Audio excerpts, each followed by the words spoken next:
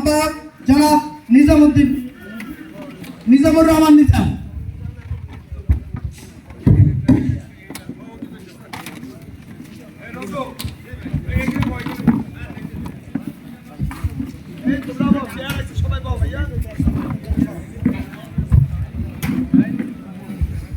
বিসমিল্লাহির রহমানির রহিম।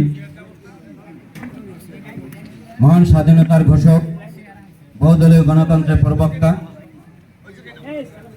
শহীদ প্রেসিডেন্ট জিয়া রহমানের ৪৩তম শাহাদাত বার্ষিকী উপলক্ষে বাকেরগঞ্জ উপজেলা এবং পৌর বিএনপি কর্তৃক আয়োজিত আজকের এই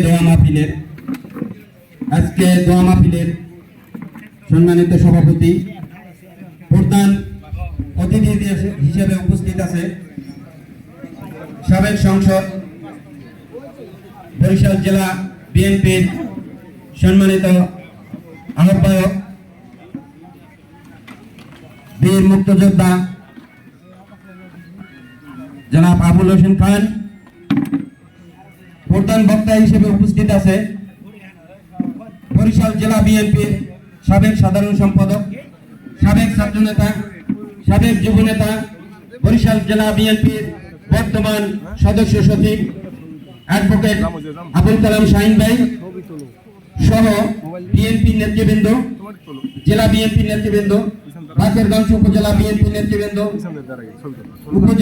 পৌর বিএনপি নেতৃবৃন্দ, ১৪টা ইউনিয়ন থেকে আগত বিএনপি নেতৃবৃন্দ, ছাত্র দল, যুব দল, স্বেচ্ছাসেবক দল সহ আমাদের সাথে সফরসঙ্গী সহ সকলকে জানাই সংগ্রামী সালাম ও শুভেচ্ছা অভিনন্দন। আসসালামু আলাইকুম। আজকের শহীদ প্রেসিডেন্ট জিয়া রহমানের ৪৩তম শাহাদাত বার্ষিকীতে আমরা শুধু একটি কথাই বলতে চাই, শহীদ প্রেসিডেন্ট জিয়া রহমান একজন রণাঙ্গনের যোদ্ধা। শুধু স্বাধীনতার ঘোষণাই দেয়নি, তিনি নিজে মুক্তিযুদ্ধ করেছেন, রণাঙ্গনে যুদ্ধ করেছেন। সেই নেতার আদর্শে আদর্শিত হয়ে আমরা জাতীয়তাবাদী দল আজকে দেশের 50 থেকে 52 বছর দেশ স্বাধীন হয়েছে। আজকেও আমরা সেই স্বাধীনতার জন্য যে যুদ্ধ করেছি, এখনো সেই যুদ্ধে অবতীর্ণ আছি। এখনো আমরা ভোট এবং ভাতের অধিকার নিয়ে আমরা সুষ্ঠু ও ন্যায় বিচারের জন্য আমরা আন্দোলন সংগ্রাম করে যাচ্ছি।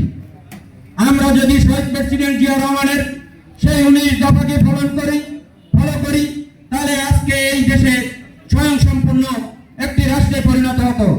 কিন্তু বারবার এই দেশে হায়না এবং অনির্বাচিত সরকার ক্ষমতায় থাকার কারণে এই দেশ আজকে এই অবস্থা। এর থেকে উত্তরণের জন্য সুষ্ঠু নির্বাচনের দরকার। যে সুষ্ঠু নির্বাচনের জন্য শহীদ প্রেসিডেন্ট জিয়া রহমানের সুযোগ্য উত্তরসূরি জনাব তারেক রহমান আমাদের নিয়ে যে আন্দোলনে ডাক দিয়েছে, বিগত দিনে যে আন্দোলনে ডাক দিয়েছে আমরা সাড়া দিয়েছে, বাকেরগঞ্জবাসী সেই রকম সাড়া দিয়েছে।